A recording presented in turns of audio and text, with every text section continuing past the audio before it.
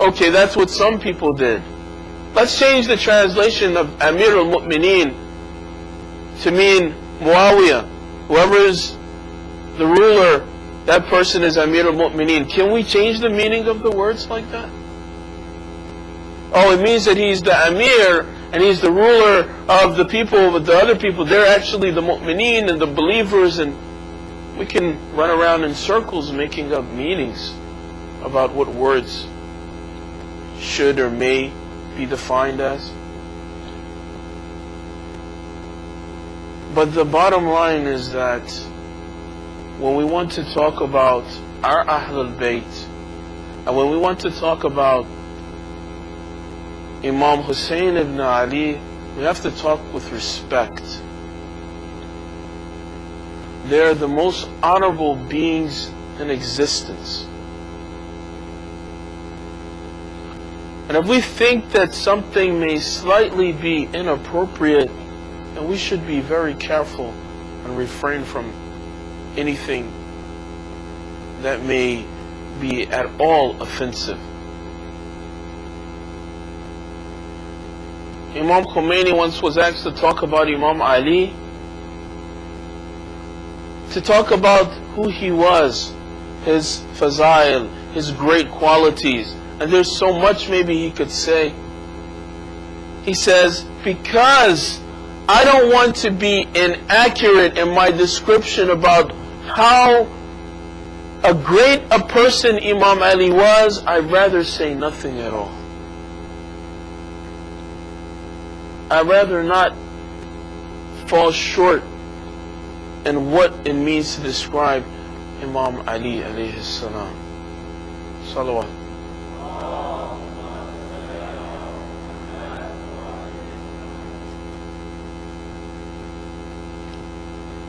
Another part of this erroneous statement was Imam Hussein could have lived for an obvious 10 years or more. Is it obvious? La ilaha illallah.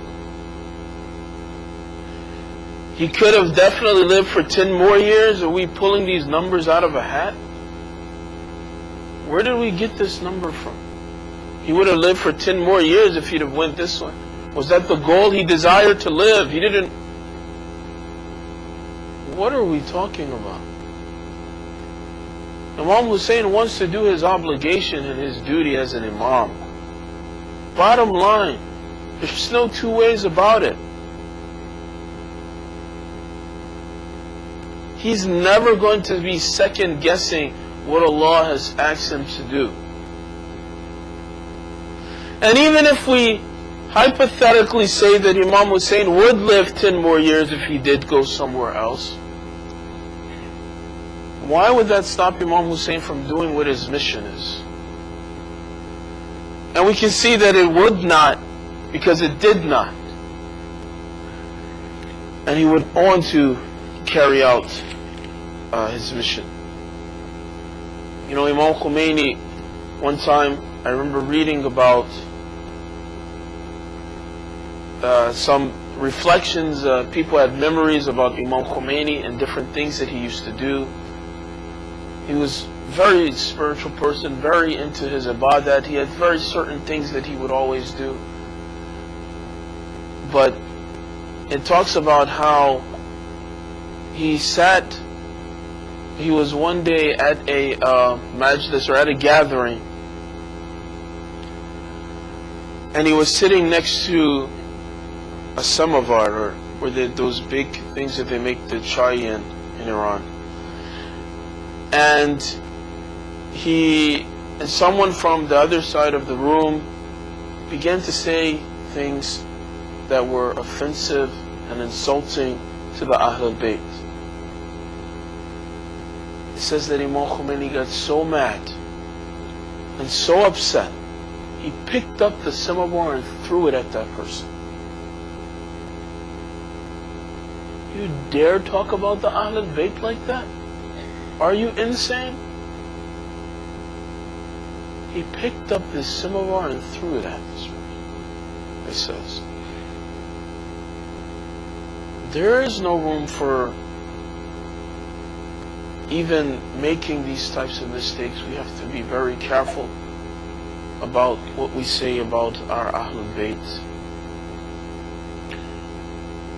And the last point is about how just because Imam Hussein had knowledge, or Allah knew what would be the outcome, this doesn't change or affect what Imam Hussein is going to do or what his obligation is. There's many books that talk about this role of divine knowledge, how Allah's knowledge doesn't necessarily affect what we do or what we have, our willpower, our choices.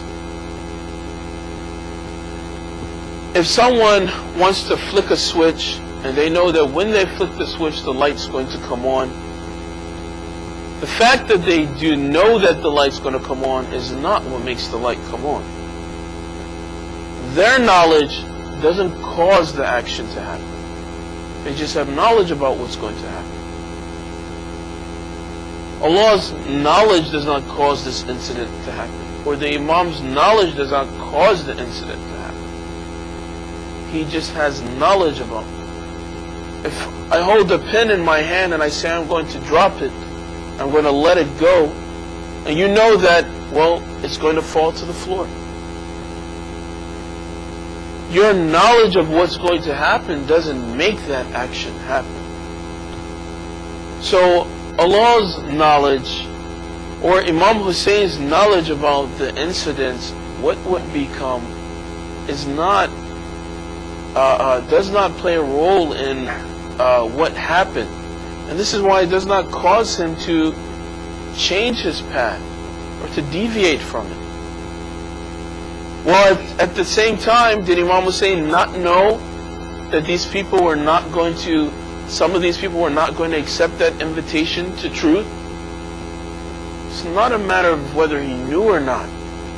You still have to follow your protocol. You still have to do what your obligation is, regardless of whether or not there is knowledge about that issue involved or not. One time there was a movie many years ago about a person who they would find out when someone was going to take someone else's life, and as soon as they found out before it happened, they would stop that person, and that person would go to jail. So they were basically imprisoning people before they actually did anything. And that was because they had knowledge about what happened. But the action never actually happened. So this is similar to this.